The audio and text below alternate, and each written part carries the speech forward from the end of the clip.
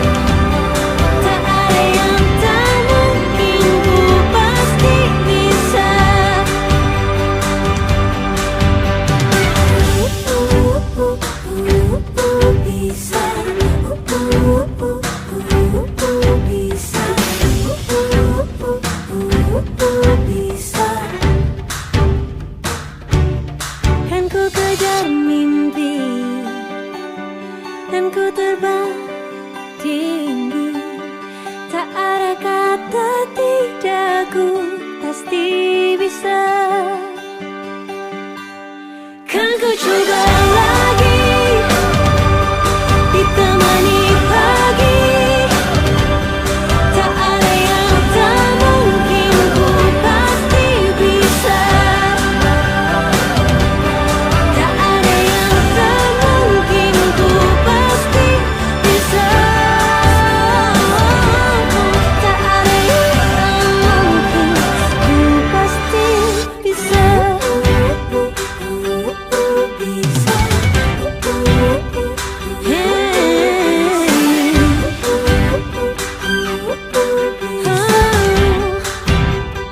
Ku pasti bisa.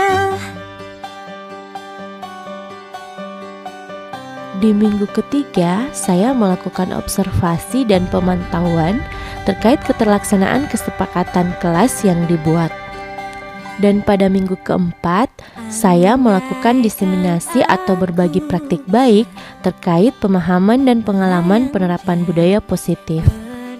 Adapun dukungan yang saya butuhkan adalah dukungan dan support dari kepala sekolah, peran aktif dari semua warga sekolah dan pihak terkait, dan yang terakhir, kolaborasi dan dukungan dari para orang tua.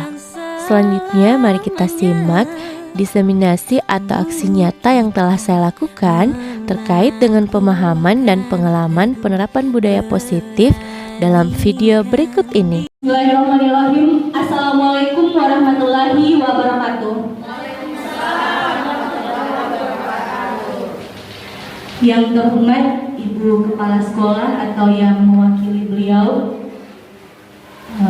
yang kami hormati atau yang saya hormati, para rekan guru UPT SPF SD Impres Parang.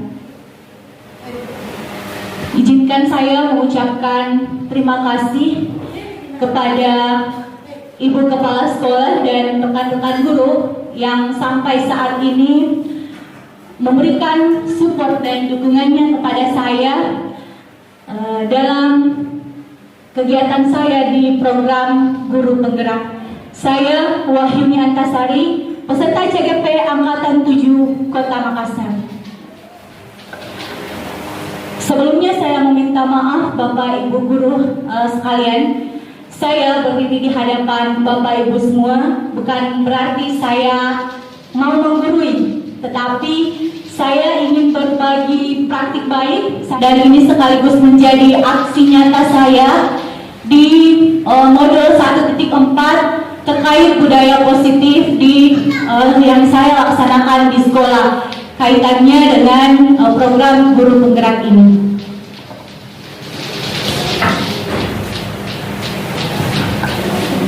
Saya juga ingin memperkenalkan di layar ada Bapak Idam, SPDMSI. Beliau adalah fasilitator saya di program Guru Penggerak. Kemudian ada Ibu Verlina Istiastuti, SPDMPD. Beliau adalah pengajar praktik yang mendampingi saya selama di Guru Penggerak ini. Ya, jadi Bapak Ibu sekalian, saya akan mendiseminasi modul 1.4 yaitu budaya positif. Bapak Ibu, kalau mendengar kata budaya positif, apa kira-kira yang terlintas di benak Bapak Ibu terkait dengan budaya positif ini? Apa kira-kira budaya positif itu seperti apa menurut pemahaman Bapak Ibu semua? Ada yang bisa, ya apa itu Ibu? Kebiasaan yang bisa berdampak positif bagi siswa. Ya, kebiasaan yang bisa berdampak positif bagi siswa, luar biasa sekali. Kita apa untuk teman kita? Ya, mungkin kalau budaya positif itu intinya adalah pembiasaan-pembiasaan baik ya, dan kalian. Ya, jadi budaya positif adalah nilai-nilai, keyakinan-keyakinan atau suatu pembiasaan seperti yang dibahasakan teman kita tadi, bahwa kebiasaan yang berpihak pada murid. Jadi ini intinya Bapak Ibu, berpihak pada murid ya, yang di dalamnya mengandung sejumlah kegiatan yang mampu menumbuhkan karakter murid. Kegiatan positif ini atau budaya positif ini juga sangat erat kaitannya dengan budaya-budaya lokal kita. Misal di sekolah, kan kita orang Makassar Bapak Ibu, biasanya kan kita kalau misal mengajarkan kepada murid kita bahwa, nah kalau kita lewat di depannya Bapak Ibu guru, biasakanlah kita tabe, kan seperti itu kan budaya lokal kita Bapak Ibu, yang harus kita adopsi, yang harus kita jadikan pembiasaan kita di sekolah. Oke, lanjut. Di dalam budaya positif ini ada 7 materi yang akan saya bahas Bapak Ibu di sini. Jadi memang materinya agak padat. Kemudian materi ini menurut pemahaman saya ini sangat penting untuk kita ketahui dan kita terapkan di sekolah kita tercinta, di murid-murid kita tercinta ini. Yang pertama itu ada perubahan paradigma belajar, ya. Yang materi yang kedua adalah disiplin positif. Yang ketiga adalah motivasi perilaku manusia. Selanjutnya yang keempat adalah kebutuhan dasar manusia. Selanjutnya posisi kontrol, kemudian masuk ke keyakinan kelas dan segitiga restitusi. Ya, oke, kita lanjut. Tapi sebelum kita masuk ke materi, ini saya mau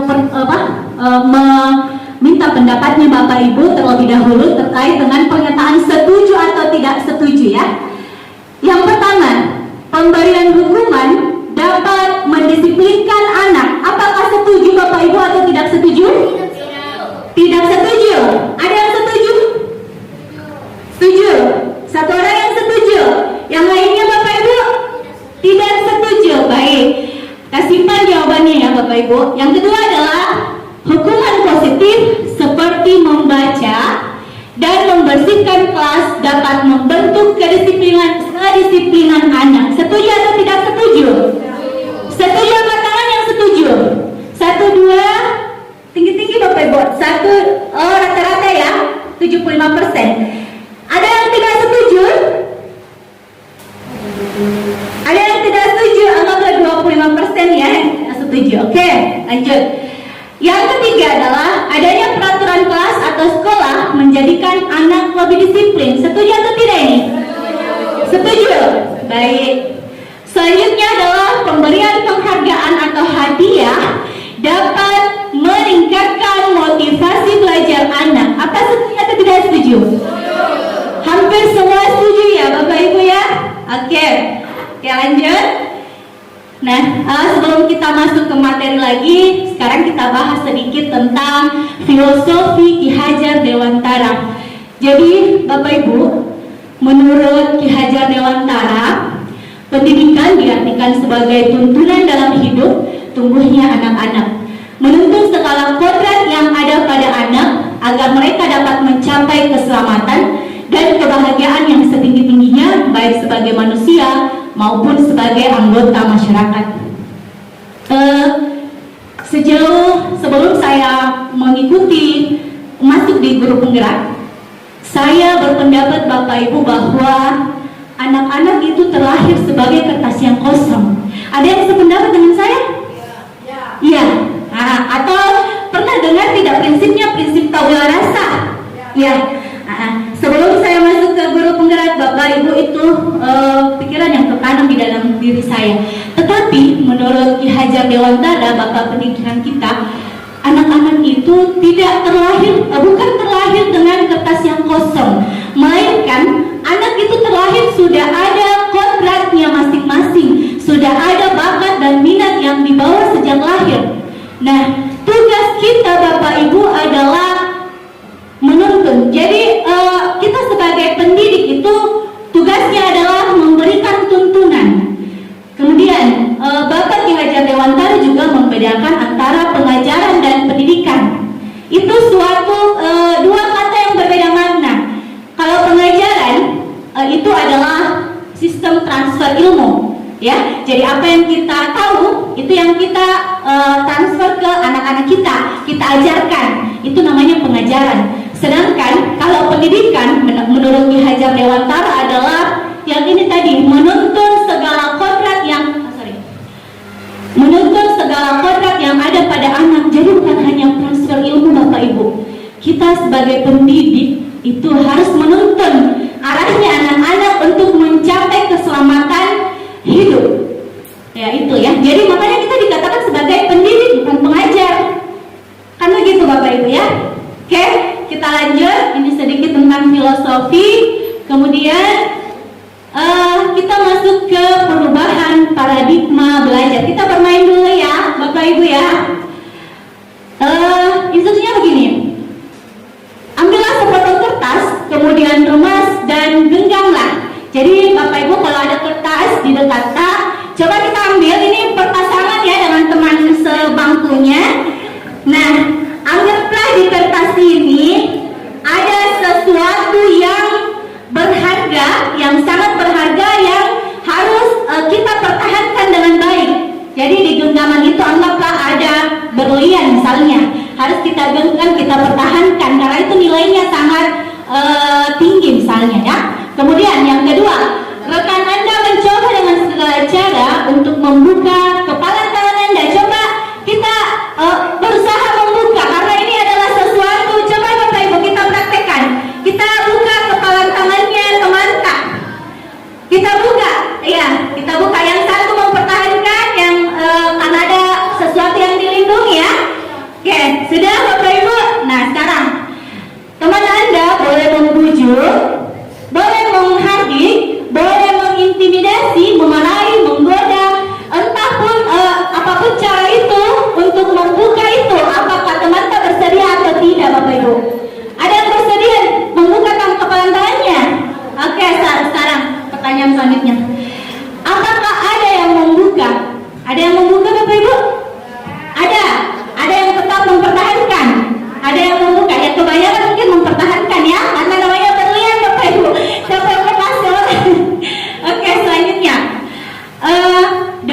kegiatan ini, pertanyaan sesungguhnya dari sini. Siapa yang memegang kendali atau kontrol untuk membuka atau menutup kepalan tangan? Siapa yang memegang kontrol, Bapak Ibu? Iya, betul sekali, kita sendiri, ya. Jadi Bapak Ibu, ini ada kaitannya dengan perilaku kontrol yang kita terapkan setiap hari ke anak-anak murid kita, ya. Sebentar kita bahas lebih lanjut. Nah, di perubahan paradigma belajar, kita mengenal stimulus respon dan teori kontrol. Kalau di stimulus respon, itu realitas kebutuhan kita tidak sama, ya kan begitu? Kebutuhan anak yang satu dengan anak yang satunya itu kan tidak sama, ya, berbeda-beda. Ya, berbeda-beda setiap anak kebutuhannya. Nah, kemudian kalau di teori kontrol, realitas atau kebutuhan kita yang berbeda. Jadi ini yang harus kita ubah paradigma kita, pandangan kita bahwa setiap murid itu, Bapak Ibu, berbeda kebutuhannya, tidak sama. Jadi kita tidak bisa samakan antara murid yang A sampai dengan murid yang Z. Seperti itu. Jadi, oke, lanjut. Yang kedua adalah semua orang melihat hal yang sama. Kalau di stimulus respon, semua orang melihat hal yang sama. Tetapi kalau di teori kontrol, setiap orang memiliki gambaran yang berbeda. Contoh kecil, Bapak Ibu. Kalau misalnya antara saya dengan kita, misalnya saya kata sukses lah misalnya, pandangan saya tentang kata sukses itu pasti berbeda dengan kita kalian semua, Bapak Ibu, ya. Misalnya saya menganggap bahwa saya sukses ketika saya mampu bekerja. Itu pandangan sukses menurut saya misalnya. Tetapi ada juga orang lain yang berpandangan bahwa sukses itu ketika bisa makan, ya, bisa menghidupi anak-anaknya, itu sukses. Ada juga yang berpendapat bahwa suksesnya mereka adalah ketika bisa membeli mobil. Kan beda-beda pandangannya kita. Ini baru kata sukses itu. Jadi sama dengan anak-anak, itu berbeda. Setiap orang memiliki gambaran yang berbeda. Selanjutnya, kita mencoba mengubah orang agar berpandangan sama dengan kita. Ini tidak bisa. Tidak bisa kita paksakan orang berpandangan sama dengan kita. Nah, kalau di teori kontrol itu kita berusaha memahami pandangan orang lain tentang dunia. Kan beda-beda pandangannya anak-anak tentang dunia. Misalnya kita, anak-anak dunia itu seperti apa? Pasti jawabannya berbeda-beda. Ya, jadi tidak sama. Selanjutnya, kalau di stimulus respon, perilaku buruk dilihat sebagai suatu kesalahan. Jadi itu ini yang kadang banyak kita lakukan, Bapak Ibu. Kalau misalnya ada yang berbuat salah, pasti kita bikin lagi kesalahan, ya. Tetapi kalau di teori kontrol, semua perilaku memiliki tujuan, Bapak Ibu. Semua perilaku, entah itu negatif atau positif, semua ada tujuannya, pasti, ya. Dan itu yang harus kita pahami. Kemudian, orang lain bisa mengontrol saya. Ini ada kaitannya tadi dengan permainan yang kita lakukan di awal, Bapak Ibu, bahwa teman kita tidak bisa mengontrol kita. Kalau kita tidak mau membuka tangan, ya nggak bisa, ya. Sekalipun kita dikasih uang, sekalipun kita dikasih dibujuk dengan apa, sekalipun diiming-imingkan apa, kalau kita tidak mau, ya itu tidak bisa, karena kita yang mengontrol diri kita sendiri. Nah, kemudian, ya ini tadi, maaf, setiap ini ya, hanya Anda yang bisa mengontrol diri. Begitupun sebaliknya, Bapak Ibu, kita tidak bisa mengontrol orang lain. Ini ya, kebalikan dari tadi. Kemudian, pemaksaan ada pada saat bujukan gagal. Ketika kita membujuk orang lain untuk mengikuti maunya kita, kalau kita gagal, ya kita paksa biasanya. Gitu kan, realitanya seperti itu. Tetapi kalau di teori kontrol, kita berkolaborasi. Jadi ini yang poin utamanya adalah kolaborasi dan konsensus. Konsensus itu membuat semacam kesepakatan, ya, menciptakan pilihan-pilihan baru. Kemudian model berpikir menang kalah. Ini kalau di stimulus respon, ini saya menang, kamu kalah. Orang yang kalah itu misalnya murid kita kalah, ya pasti akan kecewa dengan kita kan. Kemudian kalau di teori kontrol itu model berpikir menang-menang. Kenapa menang-menang? Karena kita misalnya anak didik kita masalah, kemudian kita kasih solusi, kita menang, dia juga merasa menang, lega, dia bisa bertanggung jawab. Oke, kita lanjut. Nah, kita masuk ke materi yang kedua tadi adalah disiplin positif. Makna kata disiplin dulu Bapak Ibu. Apa yang biasanya ada di pikiran Kak tentang kata disiplin ini? Mengikuti aturan. Iya, aturan ya Bapak Ibu ya, aturan. Apalagi yang terkait dengan disiplin? Tata tertib, masuk ya? Nah itu. Nah sekarang kalau dalam budaya kita, makna kata disiplin ini dimaknai sebagai sesuatu yang dilakukan seseorang untuk mendapatkan kepatuhan. Jadi kepatuhan arahnya ke pelanggaran misalnya ya. Kan begitu. Biasa kalau kita buat aturan kebanyakan dilanggar. Ya itu Bapak Ibu. Nah sekarang kalau di Bapak Pendidikan kita ini, di Bapak Ki Hajar Dewantara, bahwa di mana ada kemerdekaan, disitulah harus ada disiplin yang kuat. Disiplin seperti apa itu yang dimaksud? Ini adalah motivasi internal Bapak Ibu. Kalau berbicara masalah disiplin, sepakat dengan saya, kalau saya itu menganggap bahwa disiplin itu adalah tantangan terberat kita sebagai pendidik. Ya, sangat susah mendisiplinkan anak murid kita. Itu sangat susah. Itu merupakan tantangan tersendiri bagi kita. Kenapa? Karena sebenarnya Bapak Ibu, disiplin itu harus datangnya motivasi di dalam diri, internal, bukan eksternalnya. Kalau eksternal itu bisa saja karena misalnya menggugurkan kewajiban, ya. Kalau di dalam datangnya dari dalam diri, dari internal itu ada kayak panggilan jiwa, ya. Jadi memang dari dalam. Seorang yang memiliki disiplin diri berarti mereka bisa bertanggung jawab. Jadi kalau kapan disiplinnya dari dalam hati, itu kita bisa bertanggung jawab terhadap apa yang dilakukan, karena mereka mendasar tindakan mereka pada nilai-nilai kebajikan universal. Nilai-nilai kebajikan universal ini akan kita bahas sebentar. Ada materinya apa itu nilai-nilai kebajikan universal. Kemudian sebagai pendidik, tujuan kita adalah menciptakan anak-anak yang memiliki disiplin diri sehingga mereka bisa berperilaku dengan mengacu pada nilai-nilai kebajikan universal dan memiliki motivasi intrinsik. Jadi harus motivasi dari dalam diri, bukan dari ekstrinsiknya atau dari luar. Oke, next. Ini yang saya maksud tadi, nilai-nilai kebajikan universal. Jadi nilai-nilai kebajikan universal itu adalah nilai-nilai kebajikan yang disepakati bersama. Nilai-nilai ini merupakan payung besar dari sikap dan perilaku kita, atau nilai-nilai ini merupakan fondasi kita berperilaku. Jadi setiap hal yang kita lakukan, payungnya adalah ini, nilai-nilai kebajikan universal. Apa itu nilai-nilai kebajikan universal? Nilai-nilai kebajikan universal Bapak Ibu itu ada 6 organisasi yang mengeluarkan apa itu nilai-nilai kebajikan universal. Tapi saya di sini hanya mengambil 3 organisasi, termasuk di dalamnya adalah ini yang tidak kita asing lagi ya bagi guru kelas 1 dan guru kelas 4, karena sudah menggunakan kurikulum Merdeka. Ini sudah ada di dalam kurikulum Merdeka.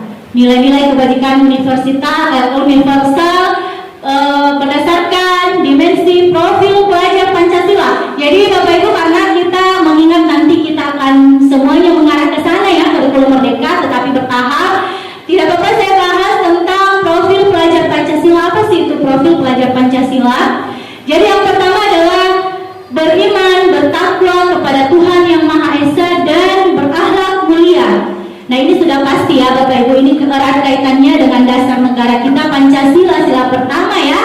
Nah ini tertuang juga di dalam profil pelajar Pancasila adalah beriman, bertakwa kepada Tuhan Yang Maha Esa dan berakhlak mulia. Jadi ini hubungannya antara manusia dengan Tuhannya, masuk juga manusia dengan manusia, kemudian akhlak mulianya seperti apa. Selanjutnya yang kedua adalah berkebinekaan global. Seperti apa itu Bapak Ibu berkebinekaan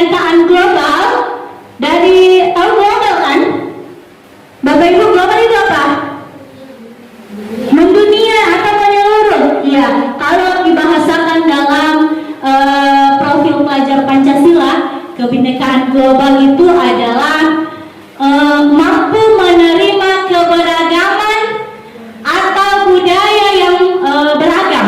Jadi budaya global, ya, itu terbuka terhadap budaya-budaya global. Tapi bukan berarti itu bisa diterapkan semuanya. Tentu ada filternya ya. Kita masuk ke bergotong royong dulu. Bergotong royong Bapak Ibu bukan hanya sekedar membersihkan secara gotong royong, itu dalam arti kata yang luas, tetapi di dalam profil pelajar Pancasila, bergotong royong itu dimaksudkan adalah berkolaborasi, bekerja sama, ya, bekerja sama di dalam pembelajaran, bukan hal-hal yang negatif, tetapi hal-hal yang positif. Jadi ada kolaborasi, ya, kerjasama antara murid yang satu dengan murid yang lainnya. Selanjutnya ada kreatif. Jadi kita hidup di abad 21, ya, sesuai dengan filosofi Ki Hajar Dewantara bahwa kodrat zaman itu mengikuti zaman. Jadi kita harus mampu untuk berbaur dengan zaman. Jadi kita dituntut untuk kreatif. Kreatif itu maksudnya menciptakan inovasi-inovasi baru. Jadi seorang murid itu harus mampu berkarya, mampu menciptakan inovasi atau temuan-temuan baru di dalam pembelajaran. Kemudian selanjutnya adalah bernalar kritis. Ini mungkin punya kaitannya dengan kebinekaan global. Bernalar kritis ini Bapak Ibu dimaksud di sini adalah sekarang kan serba canggih Bapak Ibu ya, informasi di mana-mana, banyak yang hoax, iya. Jadi seorang murid itu Bapak Ibu harus mampu bernalar kritis. Bernalar kritis maksudnya di sini adalah filter atau saringan, menyaring semua informasi-informasi yang dianggapnya ini mungkin berguna untuk pembelajaran, ini yang tidak. Jadi kita filter saja yang berguna untuk pembelajarannya. Kemudian selanjutnya ada yang mandiri. Mandiri di sini bukan sendiri-sendiri maksudnya. Mandiri adalah bagaimana seorang murid mampu mengembangkan dirinya secara mandiri. Jadi tidak mesti harus disuruh belajar, tidak mesti harus disuruh didikte bahwa membaca, menulis. Nah itu harus mandiri. Jadi dia harus mampu mengembangkan dirinya sendiri secara mandiri tanpa disuruh atau tanpa paksaan. Oke, next. Di sini yang tadi seperti sebelumnya saya bahasakan bahwa ada 6 organisasi. Saya mengambil contoh 3 organisasi saja, termasuk yang tadi profil pelajar Pancasila, kurang lebih mirip-mirip nilai kebajikan universalnya. Yang ini kalau di bawah primary years atau dia toleransi, ada kan tadi yang keimanan, ketakwaan sama, rasa hormat, integritas, mandiri, menghargai, antusias, empati, ini kurang lebih sama. Juga di The 7 Essential Virtues, empati, suara hati, kontrol diri, rasa hormat, itu semua tercover juga ke dalam profil pelajar Pancasila. Makanya itu kurikulum Merdeka Bapak Ibu sangat identik dengan profil pelajar Pancasila ya. Selanjutnya ini kita masuk ke materi motivasi perilaku manusia. Sebelumnya ada pertanyaan lagi nih Bapak Ibu. Sebagai seorang guru atau pendidik, saat Anda hadir mengajar ya di kelas tepat waktu, motivasi apakah yang mendasari tindakan Anda Bapak Ibu? Ada yang bisa berkomentar? Saya arahkan ke Ibu Jumriani. Apa kira-kira Bu Jumriani motivasinya Ibu Jumriani untuk hadir tepat waktu di sekolah? Iya, terima kasih Bu Ayu. Saya rasa motivasi saya untuk hadir tepat waktu yang pertama itu karena memang sudah kewajiban sebagai seorang guru untuk datang pada waktu yang telah ditentukan. Yang kedua, saya sering mengatakan kepada siswa untuk hadir tepat waktu. Saya rasa saya harus bisa menjadi contoh untuk anak-anak saya. Terima kasih Bu Ayu. Terima kasih ya Bos untuk jawaban teman kita. Iya, saya rasa ini mewakili ya jawabannya teman-teman bahwa yang pertama karena memang sudah ada aturan Bapak bahwa kita diwajibkan untuk hadir tepat waktu di sekolah. Kemudian panggilan jiwa atau kita memberikan contoh atau teladan yang baik bagi murid kita, itu motivasinya. Oke, kita lanjut Bapak Ibu. Jadi motivasi perilaku manusia itu ada ya. Ini yang perlu kita pahami. Yang pertama bahwa untuk menghindari ketidaknyamanan atau hukuman. Kalau yang pendapat yang pertama teman kita tadi Bu Jubriani itu menghindari ketidaknyamanan atau hukuman. Tadi kan dikatakan bahwa memang kewajiban kita. Kalau kewajiban biasanya kan arahnya ke sini, ketidaknyamanan atau hukuman ya. Kalau ini siswa misalnya atau murid, kalau terlambat dihukum misalnya, kan?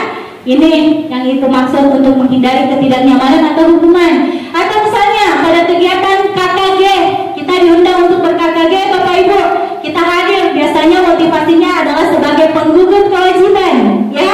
Nah, ini yang pertama untuk menghindari kenyamanan atau hukuman. Karena misalnya kalau tidak pergi KKG, ada konsekuensi, misalnya nanti ada panggilan dari Bu Kepala Sekolah, ya. Nah, ini motivasi yang pertama. Kemudian yang kedua, untuk mendapatkan imbalan atau penghargaan dari orang lain. Misalnya, kalau ada kegiatan workshop kan biasanya ada transport Bapak Ibu ya. Kalau motivasinya ke sana berarti ini adalah untuk mendapatkan imbalan, ya. Nah, yang ketiga adalah untuk menjadi orang yang mereka inginkan dan menghargai diri sendiri dengan nilai-nilai yang mereka percaya. Seperti yang dibahasakan teman kita tadi bahwa ini adalah panggilan jiwanya karena memberikan contoh atau teladan yang baik kepada muridnya. Nah, ini masuk ke motivasi ini. Jadi kita yakini dan kita percayai bahwa kalau ini memang panggilan jiwa saya, jadi memberikan contoh teladan yang baik kepada murid kita. Nah, Bapak Ibu, kalau motivasi yang ketiga ini misalnya saya angkat tadi yang masalah KKG, kalau ini yang kita jadikan motivasi, insya Allah yang dua ini akan mengikut, gugur dengan sendirinya. Misalnya dalam KKG Bapak Ibu pasti kan dapat transfer kan sebagai motivasi juga. Kemudian yang pertama untuk menghindari ketidaknyamanan. Tapi jangan salah satunya ini, usahakan kita motivasinya adalah yang ketiga ini, supaya yang kedua ini langsung ikut serta ya. Begitu kan Bapak Ibu ya, sepakat? Iya, terima kasih. Oke, kita lanjut. Nah, ini Anda datang tepat waktu karena tidak ingin ditegur oleh atasan Anda dan kemudian mendapat surat peringatan, itu menghindari ketidaknyamanan atau hukuman. Ini yang saya maksud tadi.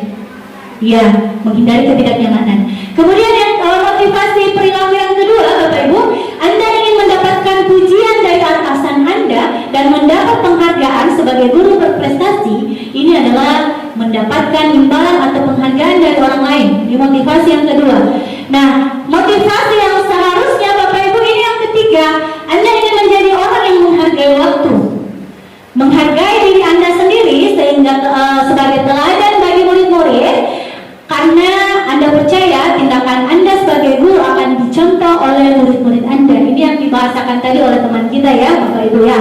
Jadi harusnya ini menghargai nilai-nilai diri sendiri. Ini motivasi kita.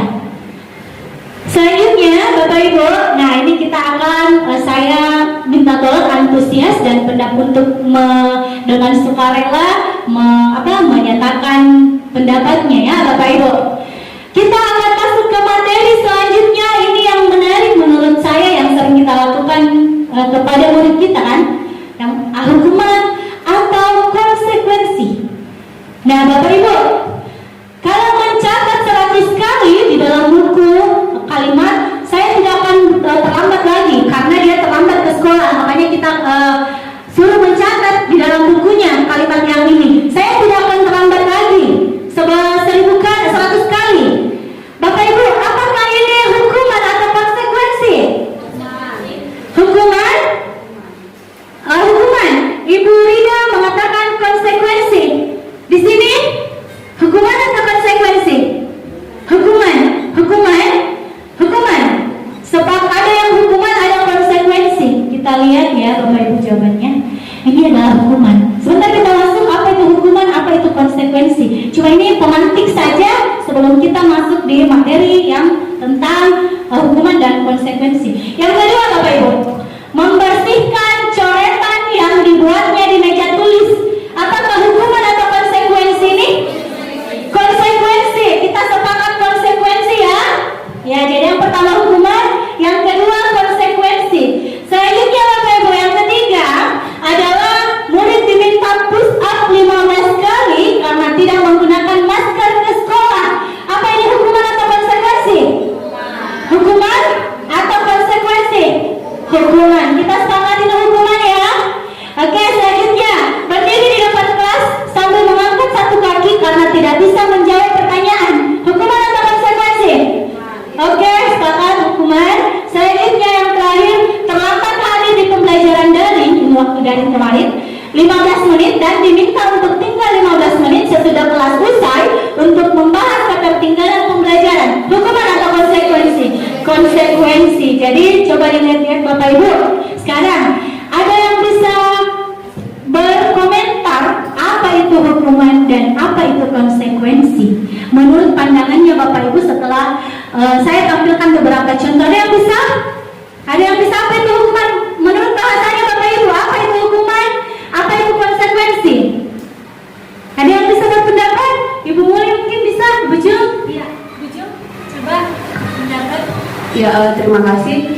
Dari tabel yang sudah ditampilkan, saya bisa mengambil kesimpulan kalau hukuman itu tidak ada hubungannya dengan hal yang dilakukan oleh anak atau mungkin tidak ada tindak lanjutnya, bukan menjadi solusi atas kesalahan yang dibuat oleh anak. Kemudian perbandingannya dengan konsekuensi itu, kalau konsekuensi itu semacam diberikan rasa tanggung jawab kepada anak untuk menyelesaikan masalah yang telah dia buat. Terima kasih. Super sekali jawabannya teman kita yang satu ini. Bahwa Bapak Ibu antara hukuman dan konsekuensi, kita perhatikan yang pertama ya, mencatat 100 kali dengan terlambat ini sama sekali tidak ada hubungannya Bapak Ibu ya, tidak ada berbeda bertolak belakang ya. Kalau antara dia terlambat kita suruh mencatat ya, tidak ada hubungannya ya, itulah hukuman. Tidak ada hubungannya dengan perbuatannya, dengan solusi yang kita tawarkan. Kemudian kalau dia membersihkan coretan karena dia yang buat, maka dia yang bersihkan. Itulah konsekuensi Bapak Ibu ya. Selanjutnya sama dengan push up. Push up tidak ada kaitannya untuk menggunakan masker ke sekolah. Jauh sekali Bapak Ibu ya. Jadi dapat disimpulkan bahwa hukuman itu adalah tindakan yang tidak ada kaitannya dengan pelanggaran yang dia lakukan atau kesalahan yang dia lakukan. Itulah hukuman. Kalau konsekuensi itu ada kaitannya. Kalau misalnya dia terlambat hadir 15 menit, kemudian di akhir pembelajaran kita kasih tinggal 15 menit di kelas untuk mengejar ketertinggalannya, itu kan ada hubungannya. Nah, itulah konsekuensi. Nah, selanjutnya kalau dari menurut pengertian yang di buku atau di modul, nah ini hukuman itu tidak terencana atau tiba-tiba ya. Misalnya datang terlambat cuma kami di situ berdiri 10 menit, nah tiba-tiba ada direncanakan, langsung dikasih tindakan.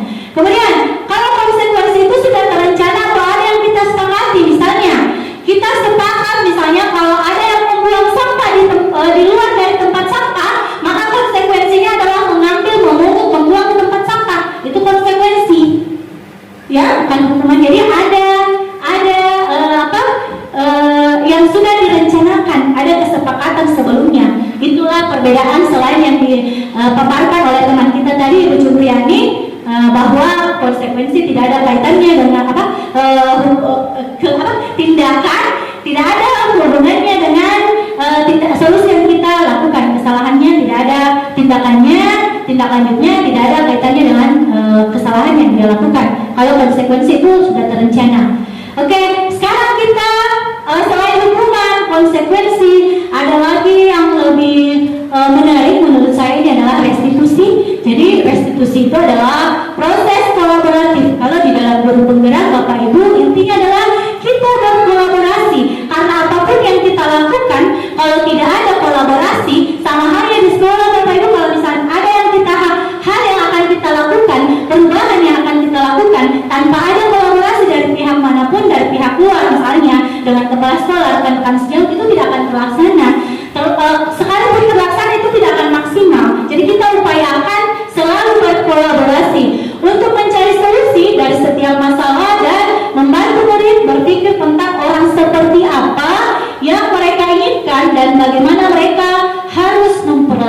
merugikan orang lain, ya seperti itu.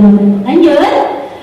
Nah, ada selanjutnya adalah dihukum oleh penghargaan, ya, dihukum oleh penghargaan. Kenapa bisa dihukum oleh penghargaan? Ini pernyataan Al-Fikon bahwa saat kita berulang kali menjanjikan hadiah kepada anak-anak agar berperilaku bertanggung jawab, atau kepada seorang murid agar mempelajari sesuatu yang baru, atau kepada seorang karyawan agar mereka melakukan pekerjaan yang berkualitas, kita sedang berasumsi bahwa mereka tidak dapat melakukan atau mereka tidak akan memilih untuk melakukannya. Sama yang tadi Bapak Ibu, misalnya kita sama anak kita misalnya kan, kalau ranking 1 nanti ibu kasih HP misalnya, ya kan biasa seperti itu. Artinya secara tidak langsung Bapak Ibu bahwa kita itu menganggap bahwa anak ini tidak mampu. Kan biasanya dorongan seperti itu, dan ada juga paksaan terhadap anak ini.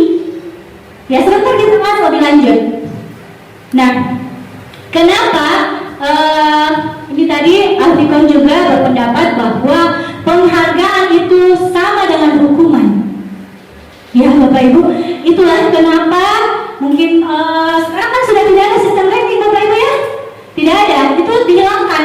Kenapa? Ya mungkin arahnya ke sini, karena penghargaan itu sama dengan hukuman. Kenapa?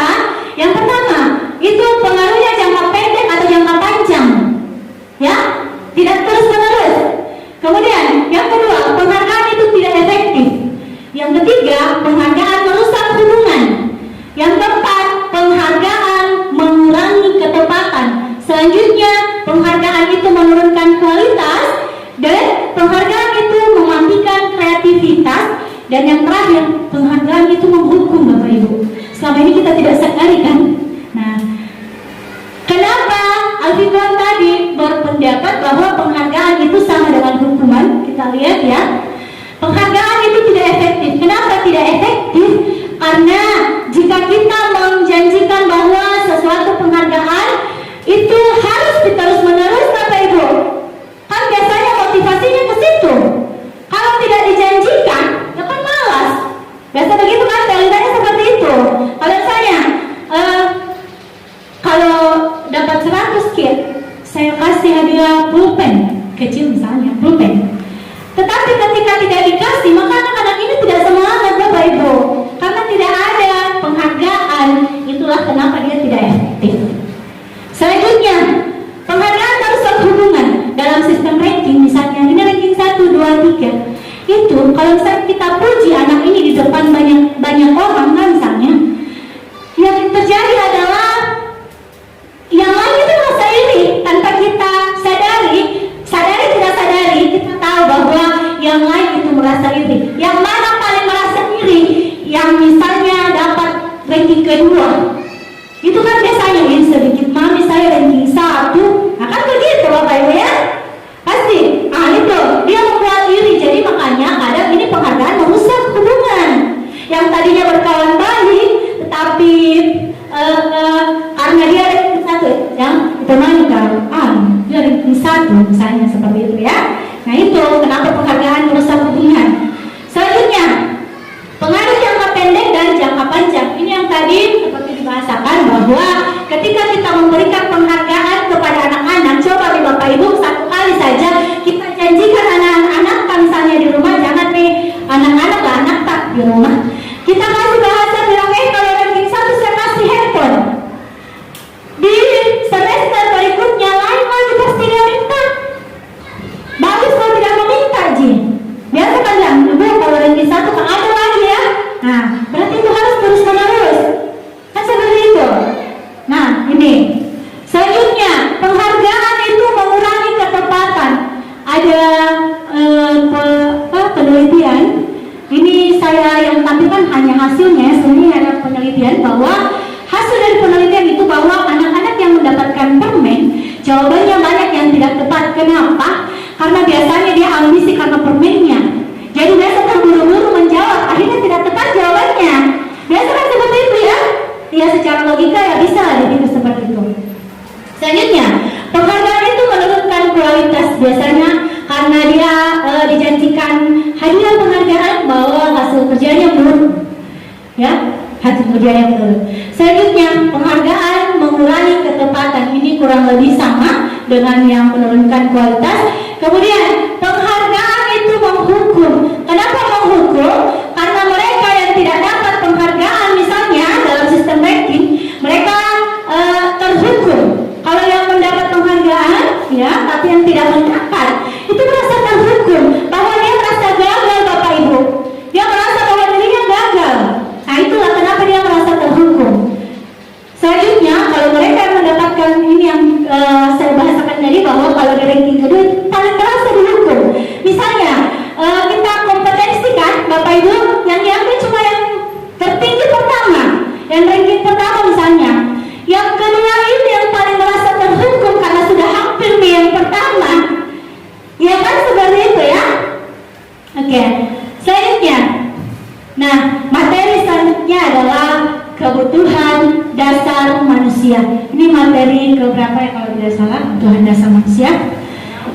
Ya, jadi seluruh tindakan manusia ini yang perlu kita tanamkan di dalam diri kita, bahwa seluruh tindakan manusia itu memiliki tujuan tertentu. Entah itu yang saya katakan tadi negatif atau positif, itu memiliki tujuan tertentu. Nah, semua yang kita lakukan adalah usaha terbaik untuk mendapatkan apa yang kita inginkan. Ketika kita mendapatkan apa yang kita inginkan, sebetulnya saat itu kita sedang memenuhi satu atau lebih dari satu kebutuhan dasar kita. Ini yang penting untuk kita pahami, Bapak Ibu. Inilah kebutuhannya anak didik kita, murid kita. Ya, jadi ketika dia membuat kesalahan, jangan sekali langsung atau langsung mencap bahwa anak ini seperti ini. Kita pahami dulu apa kebutuhannya, Bapak Ibu. Di kebutuhan dasar manusia itu ada 5. Yang pertama itu bertahan hidup. Bertahan hidup di sini artinya terkait masalah fisiologinya, kebutuhan makannya, minumnya, pakaiannya, itu semua kebutuhannya bertahan hidup. Tempat tinggal, kesehatan, itu semua termasuk ke dalam bertahan hidup. Yang kedua adalah kasih sayang dan rasa diterima. Kan ini banyak juga terjadi anak diri kita, Bapak Ibu ya, yang kurang kasih sayang dari orang tuanya misalnya, karena orang tuanya bekerja, ya, yang notabene waktunya itu dihabiskan lebih banyak di luar rumah untuk kerjaan daripada untuk anaknya. Kadang kalau pulang di rumah kasihan, anaknya sudah tidur, tidak lagi mendapat belayan kasih sayang orang tuanya. Ada juga misalnya kasus karena sibuk, orang tuanya capek di luar. Nah, akhirnya kalau pulang di rumah, anaknya minta ini, "Ma, Ibu mau kak dingin." Jangan dulu, nak, Ibu capek. Ini yang boleh terjadi, Bapak Ibu ya. Nah, itu kita harus kita pahami. Selanjutnya, ini masalah kebebasan. Anak yang suka kebebasan itu, dia suka akan hal-hal yang baru. Ini juga banyak terjadi. Jadi anak-anak itu suka akan mencoba hal-hal baru. Jadi biasanya itu anak-anak yang usil ini suka mencoba-coba hal-hal yang baru, itu ada. Kemudian yang keempat itu kebutuhan dasarnya kita adalah manusia dan murid kita adalah kesenangan. Jadi ada anak-anak yang suka bersenang-senang, tertawa sama teman-temannya, apa-apa dibercandai, kemudian ketawa-ketawa, periang. Nah, dia suka kesenangan. Kemudian selanjutnya penguasaan. Ada juga Bapak Ibu yang anak kita ini suka dia kalau diakui, ya. Misalnya dia butuh pengakuan bahwa dia terampil. Ada juga bahwa dia suka dihormati. Ini penguasaan, ya. Ada. Kemudian ada contoh kasus di sini, Bapak Ibu nih. Ibu Amber, guru wali kelas 2A di SD Pelita Hati, sedang bingung menghadapi ulah salah satu murid di kelasnya bernama Doni. Beberapa anak di kelas 2A telah datang padanya dan mengeluhkan Doni yang seringkali meminta bekal makan siang mereka dengan paksa. Kadang ini terjadi di kita, ya, di anak didik kita, Bapak Ibu, sering. Nah, kemudian Anda menghadapi situasi seperti Ibu Ambar, apa yang akan Anda lakukan?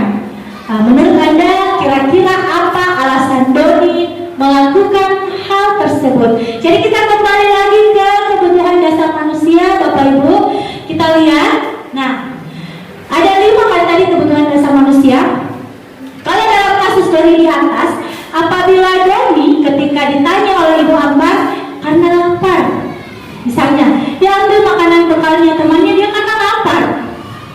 Nah, ini orang tuanya tidak membawakan bekal, maka dia motivasinya adalah bertahan hidup.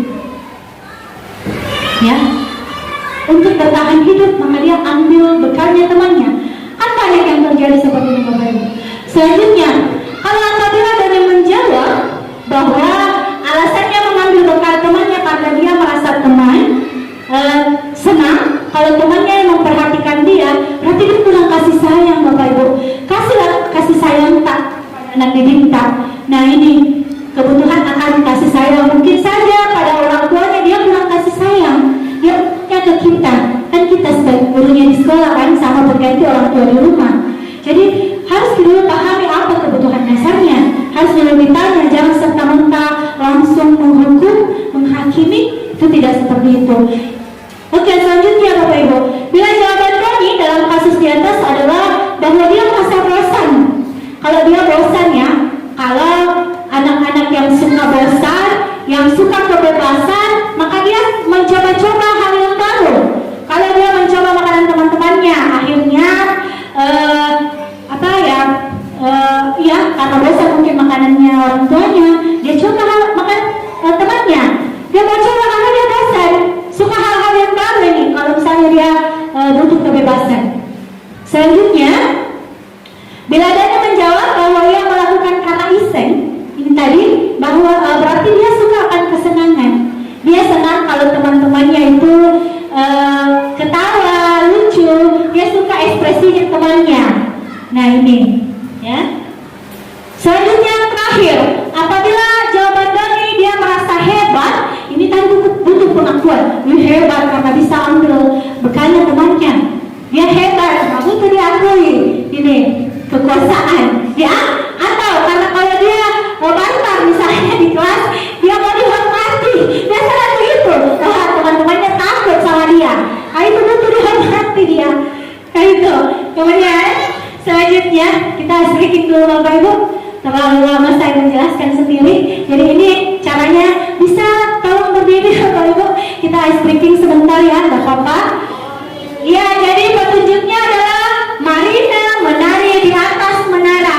Jadi Marina menari di atas menara. Di atas menara, Marina menari. Begitu ya? Oke, kita mulai ya. 1, 2, 3. Marina menari di atas menara, di atas menara. Marina menari, Marina menara, di bawah menara, di bawah menara. Marina menara. Ya Bapak Ibu, ini untuk melatih konsentrasi tak. Kenapa? Karena kata-katanya mirip ya. Marina menari di atas menara. Saya konsentrasi tidak terbalik-balik.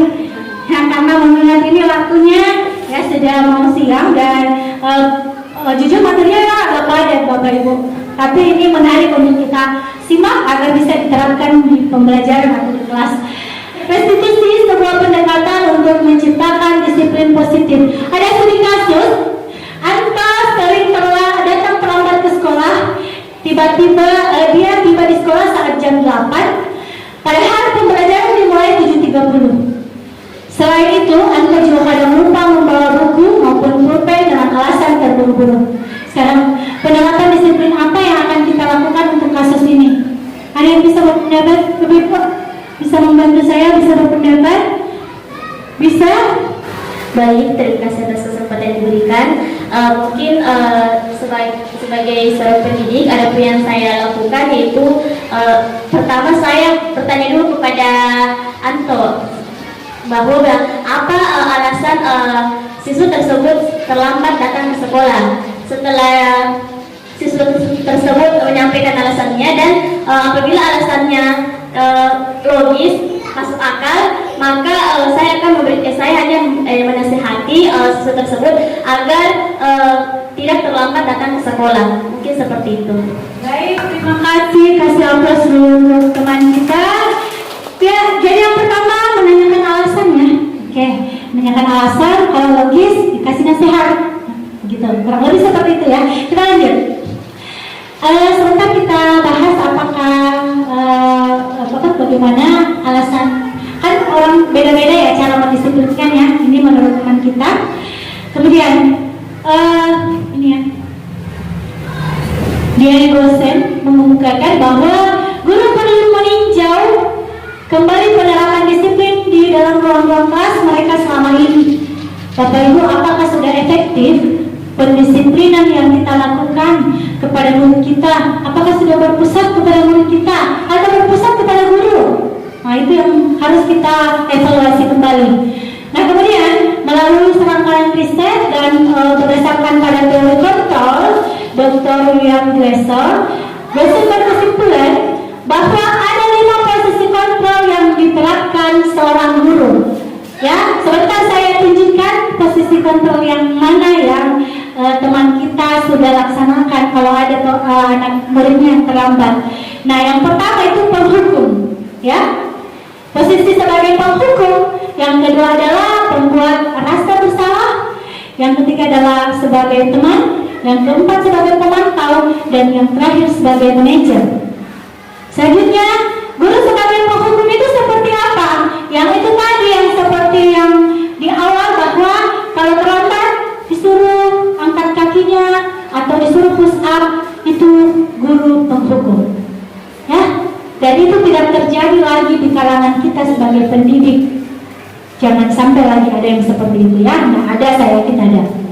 Nah, ini patuhi aturan saya atau awas. Jadi ada ancaman. Awas ini kan ancaman ya. Kita tahu bersama bahwa Bapak Ibu kalau kita mengancam murid kita, bagaimana psikologisnya ya.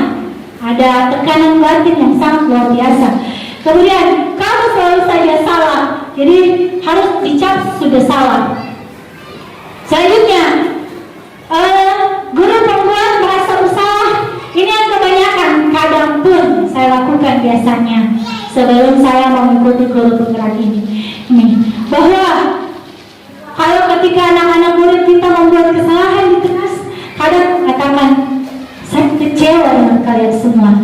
Ya, sering terlontar itu kan Bapak Ibu ya. Nah, inilah yang dimaksud guru membuat merasa bersalah.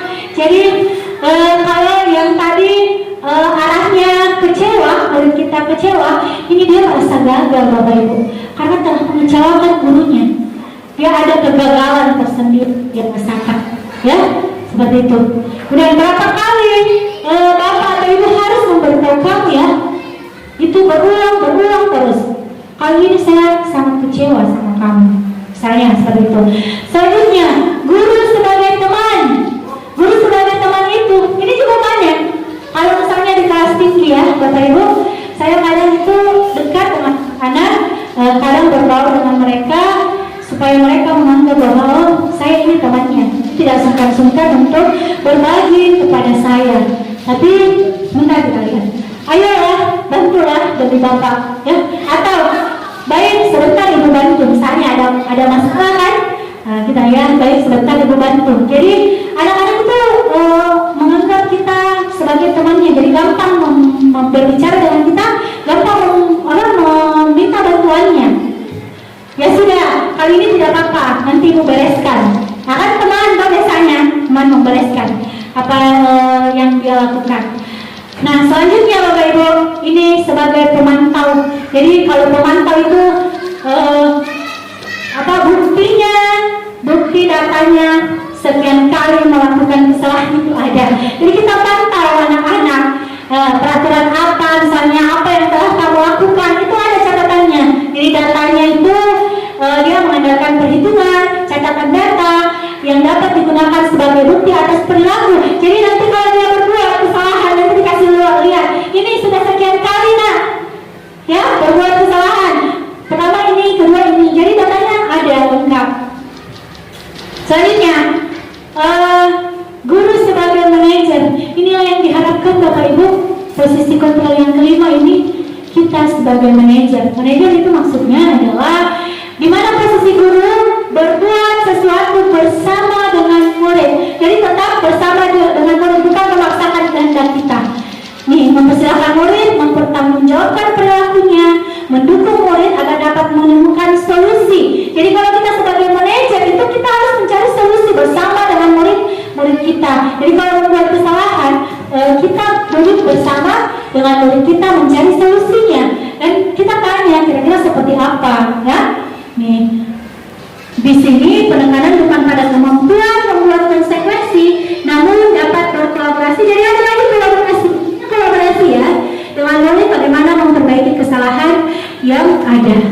Ini biasanya itu di guru sebagai pengajar, apa yang kita yakini. Jadi kembali ke keyakinan kelas. Bapak Ibu, ada lagi materi keyakinan kelas sebentar ya. Mohon maaf ya, materinya agak padat. Ya, saya next lagi ya. Nah, ini Bapak Ibu. Kalau motivasi eksternal, ada juga motivasi intrinsik. Harusnya di sini ekstrinsik ya. Beberapa ini eksternal, ini harusnya internal. Tapi ini mungkin ada kesalahan teknis. Kalau identitas gagal, ini sebagai penghukum dan membuat orang merasa bersalah, maka itu adalah identitas yang gagal. Bagaimana seharusnya kita mengharapkan identitas yang berhasil atau sukses? Maka kita memposisikan kita sebagai teman, pemantau, dan manajer. Tapi Bapak Ibu, teman ini juga ada, bisa dia identitas gagal, bisa negatif, bisa juga positif, tergantung. Kalau misalnya negatifnya, karena ada bisa ketergantungan dengan kita. Apa-apa kalau dia berbuat kesalahan, dia pasti mengharapkan bantuannya kita. Ya kan, sebagai teman kan? Nah, ini yang negatifnya, jadi ada ketergantungan. Kalau positifnya itu teman kita bisa dengan leluasa bercerita dengan kita karena dia posisinya kita sebagai teman, dia menganggap kita sebagai teman. Jadi tidak atas artinya tidak ada keraguan lagi untuk bersosialisasi, berkonsultasi dengan kita. Ya, seperti itu Bapak Ibu. Oke, lanjut. Jadi ini ada keyakinan kelas. Biasa sekali ya Bapak Ibu kan? Biasa kita buat, tapi kita kenal dulu dengan peraturan kelas. Ada kan? Kita buat masing-masing di kelas ada peraturan kelas ataupun itu kesepakatan kelas. Nah sekarang ini namanya keyakinan kelas. Pertanyaannya Bapak Ibu, kenapa keyakinan kelas? Kenapa bukan peraturan kelas saja? Pertanyaan pemantiknya seperti ini. Bapak Ibu, kalau misalnya kita naik motor kan, kita pakai helm ya? Ya, pakai helm. Alasannya pakai helm itu kenapa? Ada yang bisa membedakan? Takut polisi. Ya, pakai helm karena takut polisi. Alasan selanjutnya apa lagi? Keselamatan. Iya kan? Ada yang takut polisi ditilang nanti kalau tidak pakai helm. Yang kedua adalah karena keselamatan. Sama kayak masker, pakai masker untuk apa sebenarnya? Dulunya kalau mau masker, kita mau masuk mall itu harus apa Bapak Ibu? Iya harus, ya dari penyakit. Selanjutnya apa? Karena misalnya mau masuk mall, nggak bisa masuk kalau nggak ada masker kan? Ya Bapak Ibu. Kalau jawabannya tadi karena ditilang polisi, maka itu faktor eksternal. Ya, faktor eksternalnya. Artinya itu lebih ke peraturan ya. Kalau mematuhi rambu-rambu karena takut ditilang polisi itu kan peraturan. Peraturan arahnya kemana? Hukuman atau pelanggaran ya. Ada konsekuensinya nanti Bapak Ibu membayar denda. Ya kan? Seperti itu kalau peraturan Bapak Ibu. Nah, kalau alasannya itu keselamatan, karena itu keselamatan itu kan datangnya dari dalam diri ya, kesadaran tak. Makanya tidak setengah mati kita berkuar-kuar. Hei pakai helm, ya kan? Seperti itu, pakai helm kit. Karena dia merasa bahwa saya harus pakai helm. Takutnya kalau saya jatuh di jalan, maka dampaknya tidak terlalu buruk kan? Seperti itu, tapi mudah-mudahan tidak jatuh. Nah, kita tidak usah sama dengan anak didik kita misalnya kaitannya dengan pakai helm tadi, kita tidak usah berkuar-kuar. Itu dari dalam dirinya Bapak Ibu. Yang mau pakai helm sendiri karena takut terancam keselamatannya misalnya kalau dia jatuh di jalan. Beda kalau motivasinya adalah karena takut polisi. Kalau misalnya di tempat-tempat sana sih tidak ada polisi, pasti tidak pakai helm. Kita setengah mati, pakai helm. Kan seperti itu, ya. Ya itulah kenapa diubah namanya atau diganti namanya menjadi keyakinan kelas, karena keyakinan kelas itu lebih kepada motivasi yang keluar dari dalam diri, jadi internalnya bukan eksternalnya. Nah ini pembentukan keyakinan sekolah atau kelas. Keyakinan kelas bersifat lebih abstrak daripada peraturan yang lebih rinci dan konkret. Jadi kalau keyakinan kelas itu berupa pernyataan-pernyataan universal. Kalau keyakinan kelas itu kita sepakati bersama ya, kita sepakati bersama itu. Selanjutnya, bagaimana ini contoh keyakinan kelas 1. Misalnya setiap anggota kelas perlu belajar. Dari contoh yang ada ini, Bapak Ibu, semuanya bahasanya positif ya. Tidak lagi misalnya dilarang makan di kelas. Itu kan ada kata dilarang itu negatif, ya. Atau misalnya jangan buang sampah. Kata jangan itu sebenarnya kata-katanya kata negatif. Jadi nih, biasakan ini. Setiap anggota kelas perlu saling menghargai. Setiap anggota kelas perlu merasa aman. Jadi kata-katanya positif semua. Ini contoh. Ini untuk kelas 1, ini untuk kelas 6, ini sekedar referensi Bapak Ibu. Kalau nantinya kita membuat keyakinan kelas.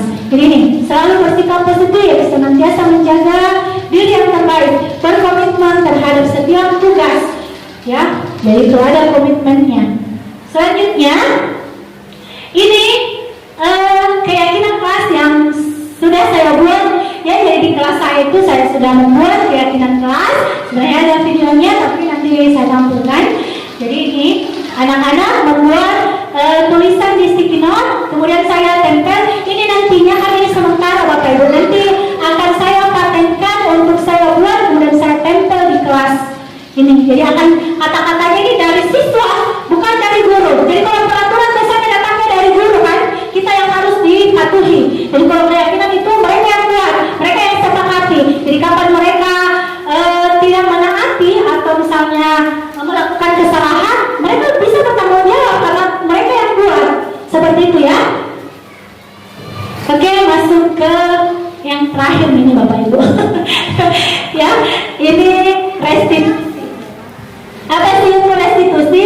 Jadi restitusi itu adalah proses menciptakan kondisi bagi murid untuk memperbaiki kesalahan mereka sehingga mereka bisa kembali kepada kelompok mereka dengan karakter yang lebih baik. Jadi kalau dia membuat kesalahan Bapak Ibu, ada muridnya itu tidak langsung dicap. Karena kenapa? Kalau langsung dicap, langsung dimarahi, itu membuat dia merasa gagal, malu kembali ke temannya. Jadi kalau misalnya kita selesaikan dengan proses restitusi menggunakan posisi kita sebagai manajer, itu insya Allah dia bisa memperbaiki kesalahannya, dia bisa bertanggung jawab memperbaiki kesalahannya. Kemudian restitusi membantu murid menjadi memiliki tujuan. Jadi disiplin positif, memulihkan dirinya setelah berbuat salah. Itu kalau restitusi. Ciri-cirinya apa? Restitusi itu bukan untuk menebus kesalahan, namun untuk belajar dari kesalahannya. Jadi bukan menebus, tapi belajar. Dia menggunakan kesalahannya itu untuk belajar bahwa nanti akan seperti ini, ya. Kemudian ini restitusi itu memperbaiki hubungan. Ini tawaran, jadi tidak ada paksaan. Kita tawarkan solusi. Jadi kita menawarkan solusi kepada anak murid kita. Selanjutnya restitusi itu membentuk. Kemudian kebutuhan dasar yang mendasari tindakan. Restitusi diri adalah cara yang paling baik. Kemudian restitusi itu fokus pada karakternya anak-anak, karakternya murid, bukan terhadap tindakannya. Selanjutnya restitusi itu menguatkan. Restitusi fokus pada solusi. Kan biasanya kalau murid kita membuat masalah, arahnya memang ke sini. Kita butuhnya solusi, bukan hanya serta-merta menghukum tanpa ada solusi. Karena hukuman itu cuma hukuman, Bapak-Ibu, tidak ada solusinya. Besok diulangi pasti lagi karena tidak ada solusi yang kita tawarkan. Jadi kalau di restitusi itu ada solusi. Kemudian mengembalikan murid yang berbuat salah pada kelompoknya. Ini yang tadi saya bahasakan. Apa tahapannya? Ada 3 Bapak Ibu. Yang pertama itu menanyakan keyakinan, yang kedua menstabilkan identitas, yang ketiga divalidasi tindakan yang salah. Nah, apa itu menstabilkan identitas? Dia mengubah identitas anak dari yang gagal menjadi sukses. Kemudian bagaimana validasi tindakan yang salah? Ini menemukan cara yang efektif untuk memenuhi kebutuhan dasar anak. Selanjutnya menanyakan keyakinan, mengumumkan nilai-nilai yang dipercayai. Ini tadi memberikan nilai kebajikan universal. Oke, kalau tahapan yang pertama, ketika anak-anak itu membuat kesalahan, Bapak Ibu, kita stabilkan dulu emosinya. Caranya itu biasanya kita membuat pertanyaan-pertanyaan. Nah, berbuat salah itu tidak apa-apa, bukan berarti membenarkan ya, tapi ini distabilkan emosinya. Nah, kemudian tidak ada manusia yang sempurna. Nah, selanjutnya, saya juga pernah melakukan kesalahan. Kita namanya manusia ya Bapak Ibu, pernah berbuat salah. Kita bisa menyelesaikan ini. Jadi kasih keyakinan di sini, kita bisa menyelesaikan ini. Ya, itu tahap menstabilkan identitas. Selanjutnya, kakak tadi ini menanyakan yang kedua ya, kamu punya alasan. Ini yang tadi kita bahasakan teman kita menanyakan alasannya, tapi dia langsung ke yang kedua ya, validasi tindakan yang salah. Nah, jadi kalau ada anak-anak yang datang terlambat, kita stabilkan dulu emosinya. Biasanya kan masuk, dia gugup kan? Nah, kita stabilkan dulu. Kemudian kita tanya, kamu pasti punya alasan melakukan itu. Misalnya, dia bangun kesiangan, misalnya, atau karena jemputannya yang mau antar itu terlambat, misalnya. Jadi kita harus tahu apa alasannya. Kemudian, kamu boleh kamu patut bangga pada dirimu sendiri karena kamu telah melindungi sesuatu yang penting bagimu. Nah, selanjutnya kamu boleh mempertahankan sikap itu, tetapi kamu harus menambahkan sikap yang baru. Nah, selanjutnya Bapak Ibu, tahapan yang ketiga adalah apa yang kita percaya sebagai kelas atau keluarga. Jadi kita kembali ke keyakinan kelasnya atau nilai-nilainya. Apa nilai-nilai umum yang kita telah sepakati? Jadi ini Bapak Ibu, ini kita kaitkan dengan keyakinan kelas yang kita buat. Misalnya Bapak Ibu, kalau dia terlambat, maka sementara dia malah membuat keyakinan kelas disiplin. Disiplin itu kan termasuk masalah waktu ya. Nah, ketika dia terlambat, maka kita tanya, ini kan keyakinan yang kita sepakati bahwa kita harus hadir tepat waktu di sekolah atau kita harus disiplin, kan seperti itu ya. Nah, apa bayangan, kemudian kita tanya, apa bayangan kita tentang kelas yang ideal itu seperti apa? Atau yang datang tepat waktu, siswanya belajar dengan rapi, tenang, nah itu kelas yang ideal. Kemudian, kamu mau jadi orang seperti apa? Kita tanyakan Bapak Ibu, kalau kamu terlambat terus, mau jadi orang seperti apa? Iya kan? Seperti itu. Jadi itu menanyakan keyakinan. Ini tahapannya, tahap 3, tahapan restitusi. Baik, Bapak Ibu, terkait dengan materi tentang restitusi tadi, yang penerapan segitiga restitusi di kelas ini saya coba terapkan ini sebagai koneksi, demonstrasi kontekstual penerapan segitiga restitusi. Jadi yang saya lakukan di kelas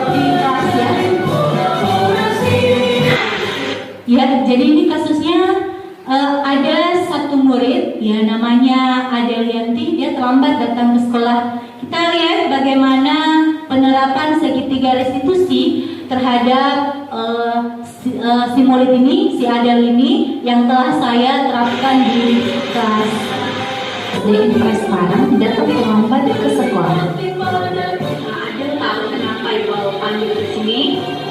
Iya Bu. Kenapa? Bu, Adel tahu kan kelasnya kan mulai jam berapa? 7.15. Tadi Adel datang jam berapa? 7.30. Berarti Adel terlambat 15 menit. Kalau boleh tahu alasannya kenapa Adel bisa terlambat? Saya tidur malam. Jadi ini masuk ke tahapan yang pertama, yaitu menstabilkan identitas. Sama-sama cari solusi bagaimana memecahkan masalah Adel ini. Baik, selanjutnya di tahapan yang kedua ya, kita masuk ke validasi tindakan yang salah.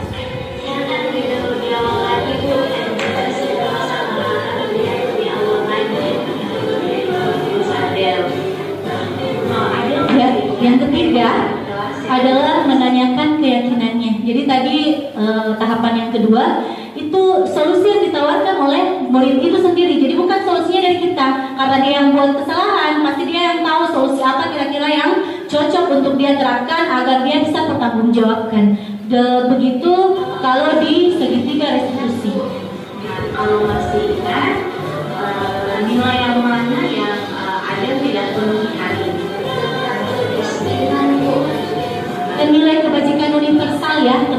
kedisiplinan. bagaimana nantinya supaya Ade bisa mematuhi nilai kedisiplinan kesepakatan kelas yang pernah kita buat. Saya akan datang lebih awal lagi Bu dan tepat waktu. Kalau itu, silakan bergabung dengan kita.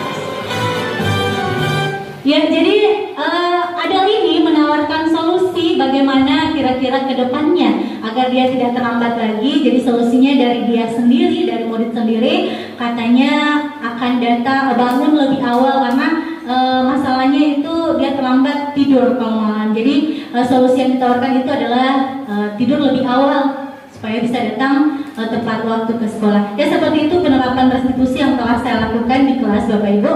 Jadi itu Bapak Ibu ya, saya rasa sangat penting ini materi kita terapkan ke anak didik kita.